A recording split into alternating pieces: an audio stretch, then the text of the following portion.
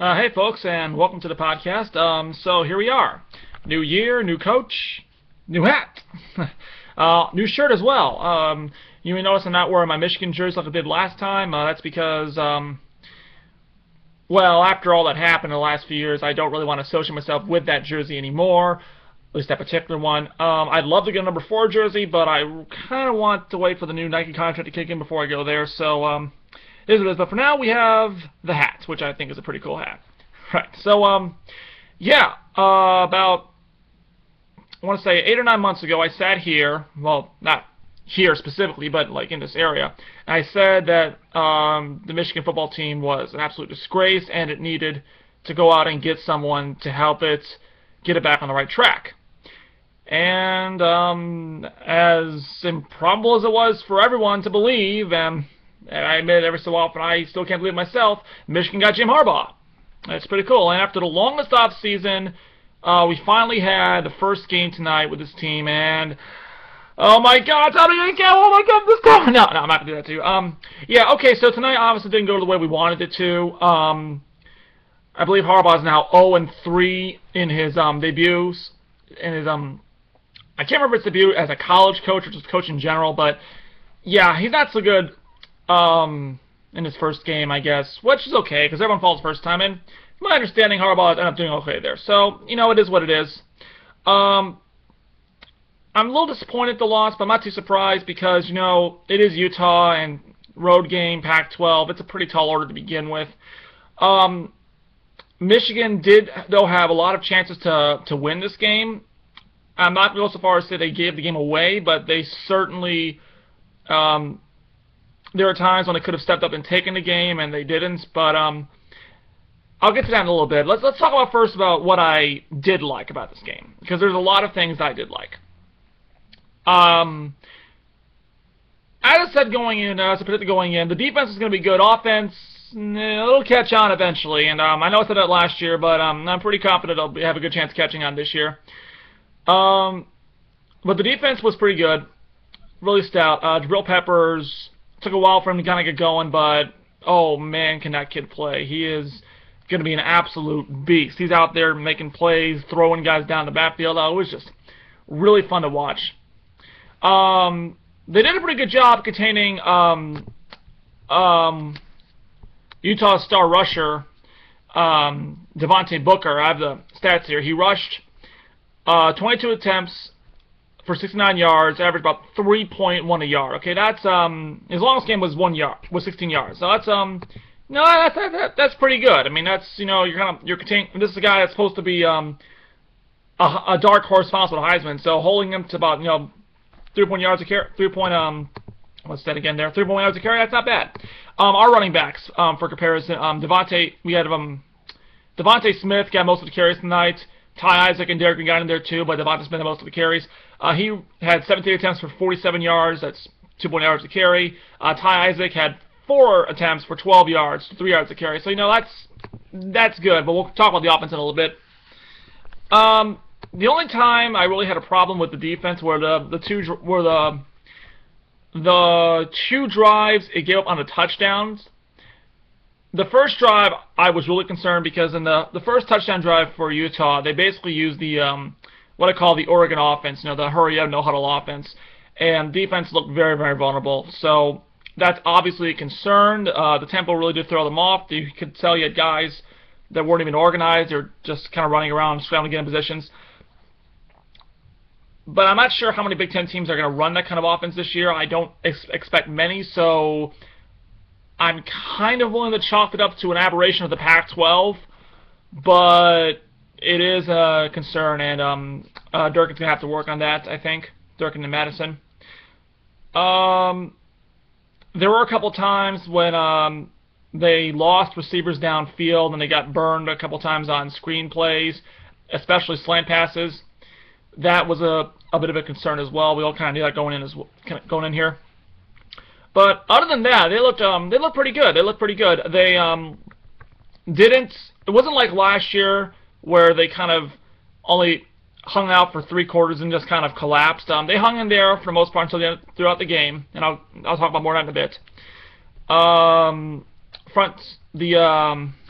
formation. I can't remember if it was 4-3 or 3-4, but it looked pretty good in terms of stopping the run. Bit of a shame they didn't really get a pick. I mean, they did get one pick, but it was in garbage time. It was to a Hail Mary pass to the end zone anyway, so I don't really count that. But, yeah, I'm not really that concerned about the defense aside from being suspect in terms of a high-tempo offense or hurry-up offense. Offense, still, like I said, work in progress. This obviously was not the best night for Jake Rudock, and let me just say this about Jake Rudock, because I've been watching Twitter, and Shane Morris is rapidly becoming the second coming once again. Let's say that. Here's the thing about Jake Rudock. I know he's not Tom Brady. I know he's not Denard Robinson. I know he's not even Devin Gardner. I'm talking about 2012 Devin Gardner, like, you know, good Devin Gardner. Not late 2013, all 2014 Devin Gardner, who was, you know, the physically and mentally broken Devin Gardner. Not that Devin Gardner. I'm talking about the good Devin Gardner. Jake Rudock might even not be him, but he is who he is. He did throw 3 picks tonight, but I would argue he's only really to blame for the second one, which is just a bad throw. The first pick and the third pick, which unfortunately led to the game-winning touchdown, that was because he was throwing to Grant Perry, and he wasn't running his routes right. The first pick, he didn't cut back all the way. He just kind of stopped at the line of scrimmage. And the second one, he obviously telegraphed the throw and didn't make any attempt to get to the ball or shake off his defender. The guy still had to reach around and grab it. Just do no work whatsoever. So, but, you know, Perry is a freshman.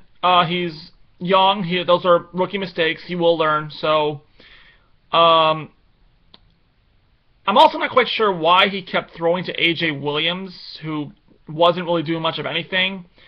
So I'm not sure what was going on there. And perhaps the most frustrating thing is that he threw 3 long balls to J.U. Chesson. Every time J.U. Chesson was open in the end zone, had an easy touchdown, and he missed every single one of them. He overthrew J.U. Chesson on all of them. And if Chesson even catches one of those, just one, it's a whole different ballgame. But, you know, it is what it is. I mean, I think it was a combination of him overthrowing as well as a couple of factors. Like, for example, the first one, the ball might have been pushed by the wind because it was like, well, easily 5-10 feet in front of Chesson. And the third one, he was rushed. We had a guy coming toward him, so he had to let it go a little earlier than he wanted to. So, you know, it is what it is. But my point about Rudock is this. Because Rudock, he did okay. I mean, it wasn't like, obviously it wasn't a career night, but it wasn't like terrible either. Let's see if I have the, he threw, he was 27-43, so that's slightly under 3/4 completion rate for 279 yards, 6.5 yards per average, 2 TDs and 3 picks. Compared to Travis Wilson, Utah quarterback, who was 24-33, threw for 208 yards for 6.3 yards per attempt, and no touchdowns and 1 pick. So my point is that Jake Rudock, he might not make this team better, but he won't make this team worse, okay? He's not going to make this team worse. That's on the offense. And like I said, I got a bit more faith the offense is going to catch on this year. It's going to take some time, obviously. It's one of the reasons why my hope for the season really is just 8 wins. Let's just I'm not kidding myself. I mean, I know this team is still about a year or 2 away from seriously competing on the national stage. I just want to get to 8 wins, and a winning Big Ten record for that matter. We'll just kind of go from there. But offense, the front 7, still work in progress. It's a bit better than it's not as bad as last year, where Devin Gardner snapped the ball and just prayed to gods that no one was gonna like even breathe on him. But no, they actually Rudock was never sacked in this game. He actually had some good protection in the pocket. He had plenty of time to make his throws. He was rushed a few times, like I said, in that third throw of J.U. Chesson, but for the most part, he had a lot of protection. He had a lot of time to throw, a lot of time to make decisions. So, offensive line is definitely taking a step forward. Obviously, it's not where we want it to be, or where Harbaugh wants it to be in all likelihood, but it's going to get there. It's going to get there. The running game, still not quite sure if it's there or not. Like I said, the Russians did okay. Smith got most of the carries. Isaac got some carries as well. Derek Green, I believe, had 1 carry. I'm gonna take a look here. He had 2 carries, but he gained only a yard total on those carries. So no, might as well have been 1 carry. But one thing I did notice is that they still did a lot of the same what happened last year, which is basically running to the pile of guys and maybe getting like a yard or 2 if they were lucky. Still have trouble finding holes. Still, there were a couple of cases where if, honestly, Smith had just run around the pile, he could have had an easily first down a couple times, even a score, maybe. But what I did notice is that they're definitely a lot harder to bring down. They're getting out more yards. There were several times on the night where Smith was able to tack on a couple extra yards while having like 3 or 4 guys hanging off him. So that's good. That's definitely that's a good sign there. What really impressed me though was Harbaugh's use of the tight ends, which he has a very penchant for tight ends. Jake Butt scored the first offensive touchdown in the Harbaugh era. Also the first offensive touchdown we've scored against Utah since the last game. So waves tiny flag, as Juicy Hallett would say. So yeah, a lot of slant passes, a lot of screens. Butt had himself a hell of a game. Let's take a look at the reception stats here really quick. Yeah, both him and Darboh had 8 receptions each. Darboh for 101 yards, Butt for 93. Darboh had an average of 12 yards, Butt 11. J.U. Chesson got 3 receptions as well for 22 yards, 7.3 yards carry. So that's also pretty good there. I mean, it's okay. It's not pretty good, but it's a step in the right direction. It certainly is. Kind of interesting to see that they really didn't use a lot of wide receivers in this game. Drake Harris, to my knowledge, did not play. Not sure what that's about. Maybe just not that high up on the depth chart yet. So I know Harbaugh favors tight ends, so he'll defer to them more often. But at some point in time, I would like to see some proper wide receiver action in there. And I guess, again, we kind of saw that when Rudock threw deep and Chesson unfortunately whipped all 3 times. So, but they'll have a chance to work on that, have a week to study it, get it right, and we'll hopefully go from there.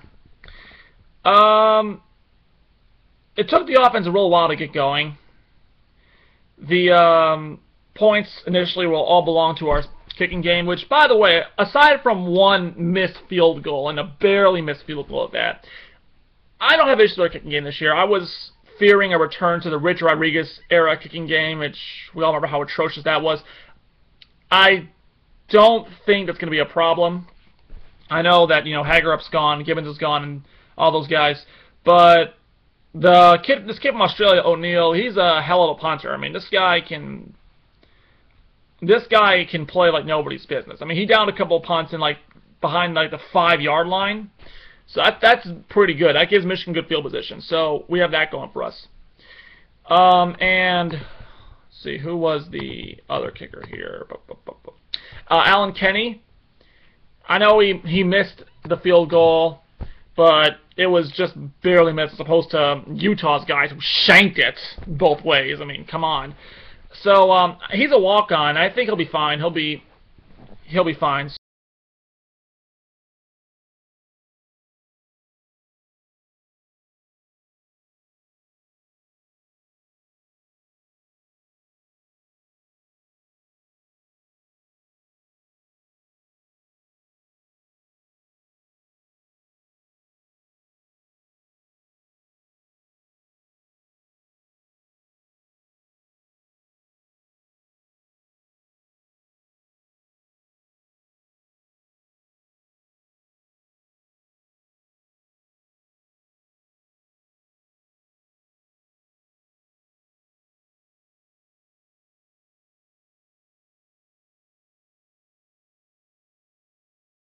I doubt that's going to be a problem this year, or at least not to the extent it was last year, because this was a really close game. I mean, you look at the totals for this game, stats. Michigan and Utah had similar first downs, 20. Michigan ran for 355 yards total offense, while Utah ran 337. 279 was passing to Utah's 214. Utah had 129 yards rushing to Michigan 76. Hey, it's not negative numbers, so that's something. And time possession was pretty similar, and so on and so forth. But again, the big difference, like it was last year and the year before, is turnovers. We turned the ball over 3 times. They turned the ball over once, and it was a garbage time. And you know, if you're gonna win these games, you gotta protect the ball. But one big thing, the biggest positive I want to take away from this game is that let me just get more comfortable here. The team looked a lot better coached. They really did. I mean, at times last year, especially toward the end of the season, it really did feel like this team was completely lost. Like, they didn't even know what the hell a football was. But not this time. You know, Harbaugh, you can sense that he had a plan. He did make adjustments throughout the game, second half. A couple play calls were kind of questionable, but other than that, decent job. But you just felt like this team had a better grasp of fundamentals. They weren't making costly mistakes. They weren't putting, for example, 10 guys out there on punt returns. They were learning how to properly field punts. Harbaugh had a headset on, so that's another thing. That's another good thing for us. And just these tiny little improvements. And it's like not a person just watching the game might not notice it, but you want to compare last year's Michigan team to this year's team, you'll see that there's a lot of little things that they are doing right now, at least doing better than they did last year. So, yeah, like I said, obviously not how we wanted to start the season, but as I always say, everyone falls the first time, so, you know, it is what it is. We'll just regroup and we move on to get Oregon State next. That's, you know, another tough matchup, but it's home opener. It's at the Big House, and that'll probably get the team we need and the team energy they need. And they will hopefully fix these little mistakes, these little miscues, and come out and give Jim Harbaugh his first win as coach of Michigan. Alright, so that's it for me. Thank you for watching, and I will see you next week. Go Blue.